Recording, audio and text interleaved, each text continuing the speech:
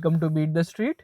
मैं हूं सीए सुदर्शन भंडारी और आज हम यहाँ पे बात करने वाले एक ऐसी कंपनी की जो यहाँ पे इंडिया में एनएफटी के अंदर काम करने वाली है। यानी एनएफ अपनी ही कंपनी के प्रोडक्ट्स एंड सर्विसेज का एनएफटी निकालेगी और उसे इंडिया के सबसे बड़े एक्सचेंज पे, एनएफटी एक्सचेंज पे लिस्ट करवाएगी।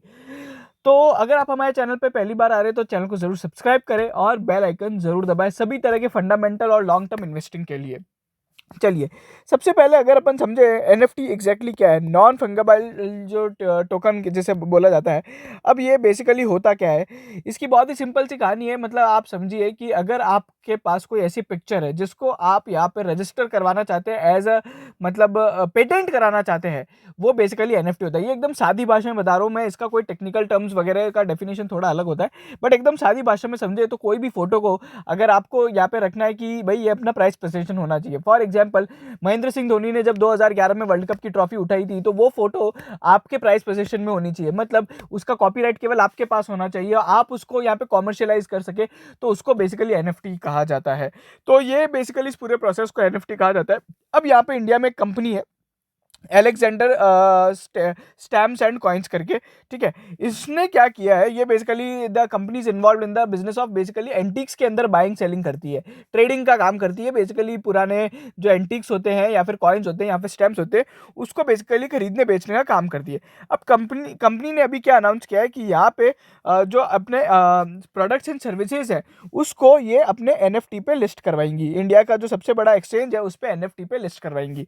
तो ये बेसिकली ये सारी चीजें हैं। तो the company seems to be very interesting because India में कोई और कंपनी नहीं है लिस्टेड अपने इसके अंदर जो क्रिप्टो या मेटावर्स या फिर अगर अपन समझे एनएफटी जैसे बिजनेस, इन नए काइंड ऑफ टेक्नोलॉजी बिजनेस में यहाँ पे फोरे किया है। सो अभी this is the only company जिसने अभी सबसे पहले यहाँ पे कंपनी का ये अपना स्टार्ट किया है, ठीक है। तो ये इनका बात हो गया। फिर यहाँ पे कंपनी ने एनएफटी के बारे में बहुत सारी चीजें एक्सप्लेन करी है। So basically it is a digital asset represented real world objects like art, music and game items, ठीक है। और इसको बेचा जा सकता है, वो सारी चीज़ें बताई गई है, ठीक है। इसके बेसिकली यहाँ पे जो काइंड ऑफ प्रोग्रामिंग की जाती है वो बेस्ड ऑन होती है बिटकॉइन या फिर इथेरियम पे होती है, ठीक है।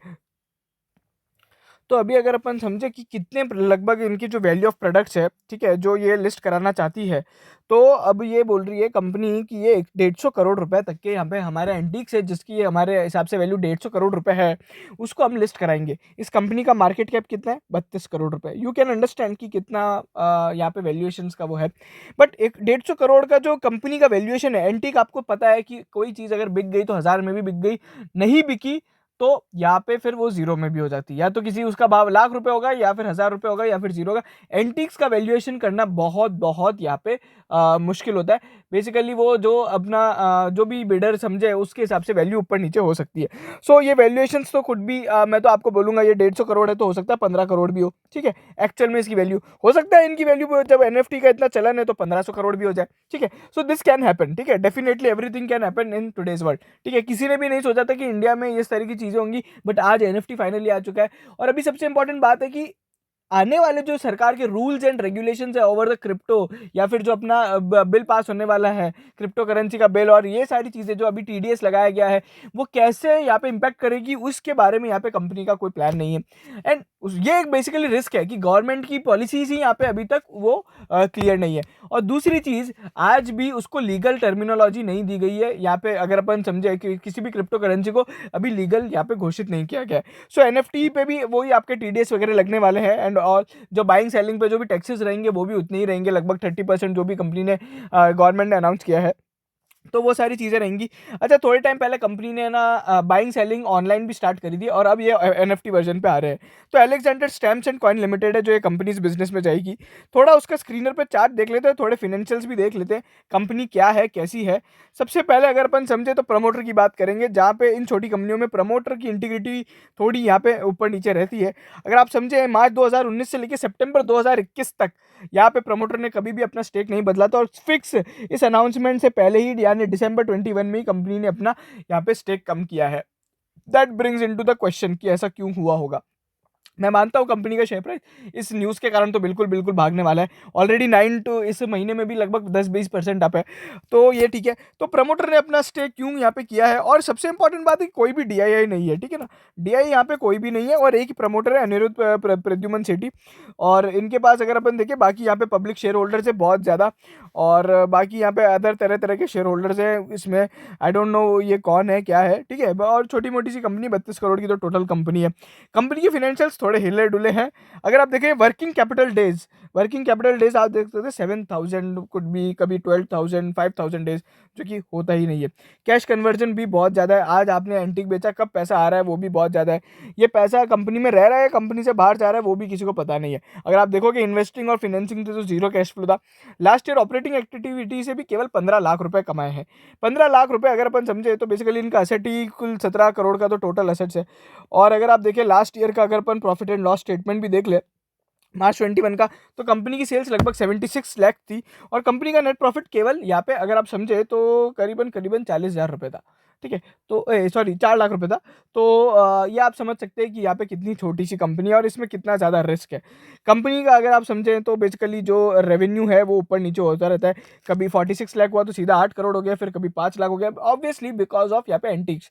जरूरी नहीं है एंटिक्स कब बिक जाए, जब उसको बिडर मिल जाए, जब बायर मिल जाए, तभी उसमें यहाँ पे बोली लग जाती है। तो वो उस तरीके की चीज़ें इसमें है, बेसिकली रिस्क है। एक तो वॉलीटिलिटी है कंपनी के बिजनेस में, ठीक है। अब हो सकता है एनएफटी के कारण ये सारी चीज़ें बदल जाए।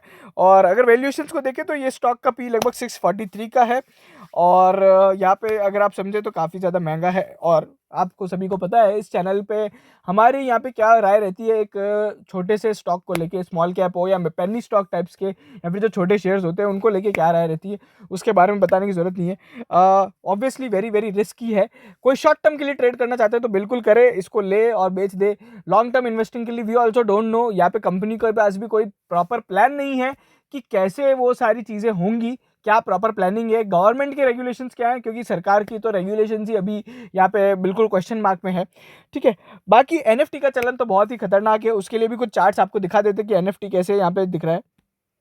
तो ये बेसिकली एनएफटी का चार्ट है जहाँ पे टोटल एनएफटी सेल्स है। अभी क्या हुआ है लास्ट कुछ सालों मतलब कुछ महीनों में ना एनएफटी की सेल्स थोड़ी कम हुई है, लगातार कम होती जा रही है।